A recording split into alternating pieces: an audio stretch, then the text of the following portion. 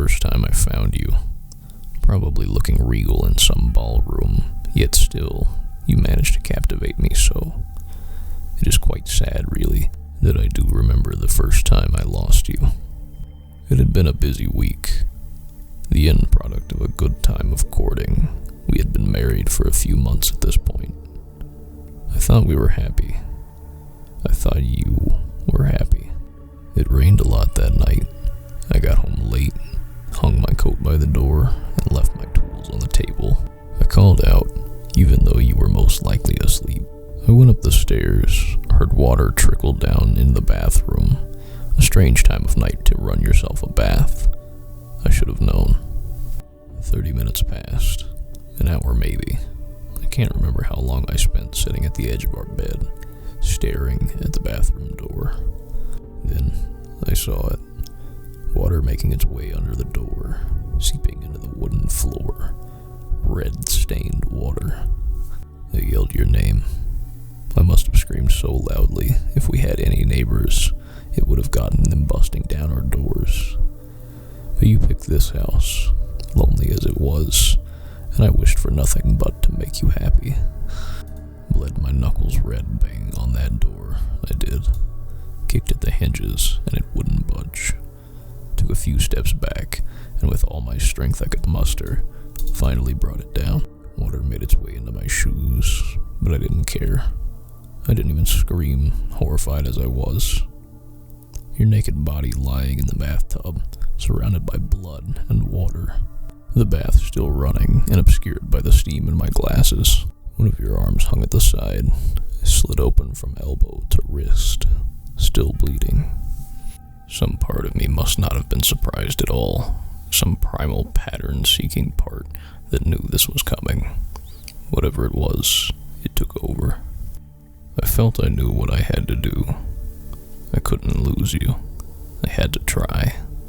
Calmly, I made my way downstairs, leaving bloody footprints in the master staircase, and took a pair of working gloves from my satchel and donned my blood-stained apron. I lifted you up as gently as I had the first night we came to this house together. How times had changed. You felt a bit lighter. You were alabaster pale, but that was to be expected. I needed time before the grime of this world corrupted you. The freezer would do well as a lab, and as a morgue. It was huge. You wanted to match the great chefs, and I wished nothing more than for you to do as you dreamed. In a fit of rage, I shoved whatever pork, beef, and venison laid frozen on the central table, and then placed you on the cold, hard piece of metal. But then I began my most flawless work. Both the radial and ulnar arteries were nothing short of severed, and you had made a butchery of your veins and flesh. Yet, there was still a cold and calculating air to the incisions in the left arm. The right arm was sloppier. You did that one second. Even so, it was still a mess. You were determined to die, but there's no way I would let you. After what must have taken hours, if not days, my fingers turning purple under the cold of the freezer, I had managed it. I'd sewn you back together like a rag doll. But you were still empty. I had to make a sacrifice. A pound of flesh, or rather, a few pints of blood. I must have blacked out so many times, but after every spell, I woke up determined to bring you back to me. Yet, fixed, sewn up, and filled again with life, you were not back. The moment the primal instinct stopped, and I was back. Tears in my eyes, banging my knuckles bloody again, only this time against the table. Holding your cold hand with such force, I feared I might break it. I don't know what took longer, my work on you, or my begging for it to be enough. My begging for me to be enough. I prayed to whatever God would listen and bring you back. And as I would have it, one did. You asked what was wrong, where you were. You stroked my face, and I didn't answer. How could I? You fell back asleep, as if nothing had happened.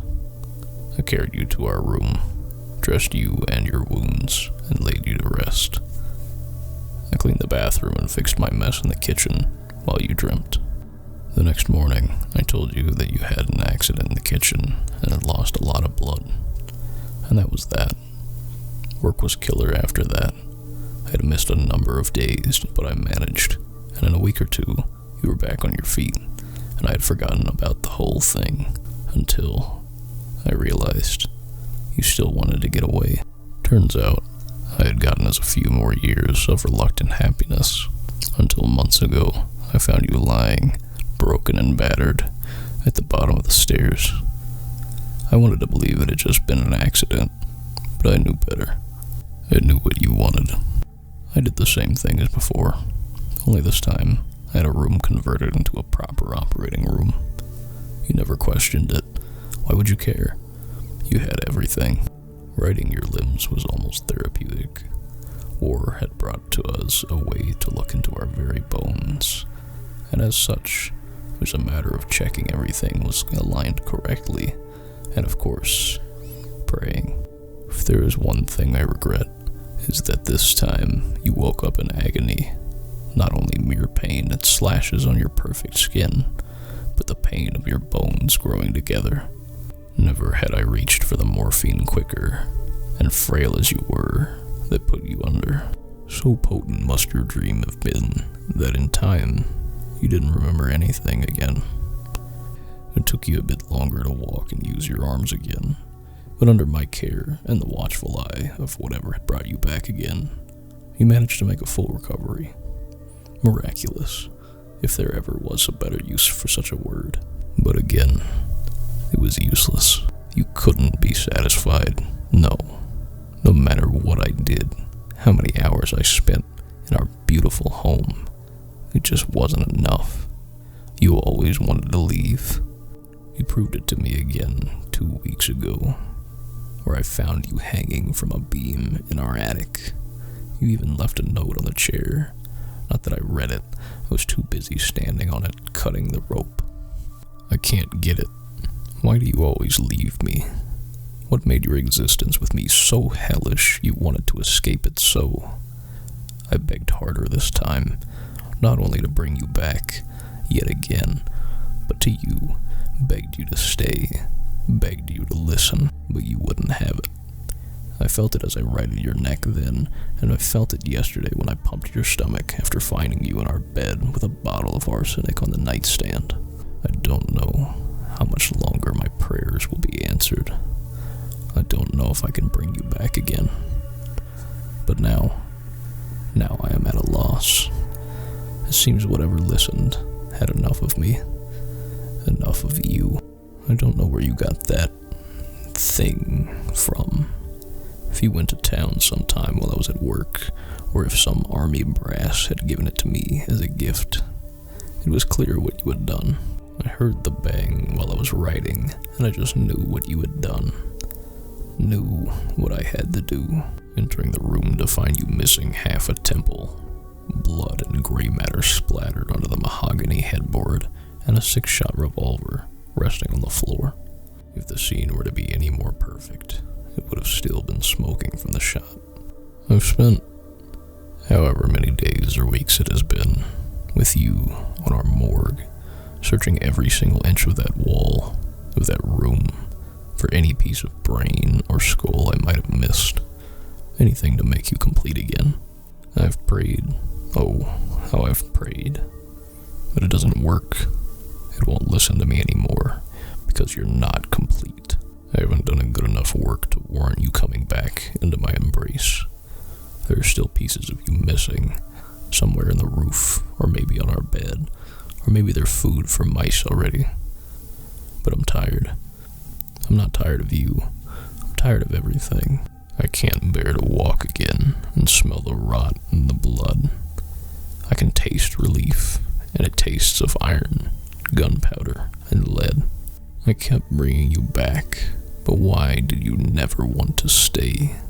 Why did you always try to get away? Why not me?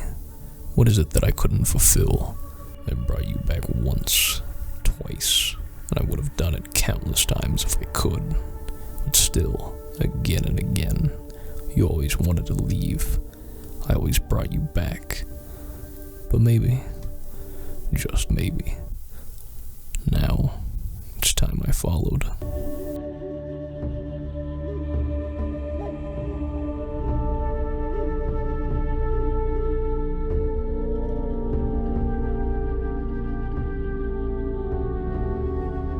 Thank you guys for listening to tonight's story. If you enjoyed, leave a like, and don't forget to subscribe for more. Thanks.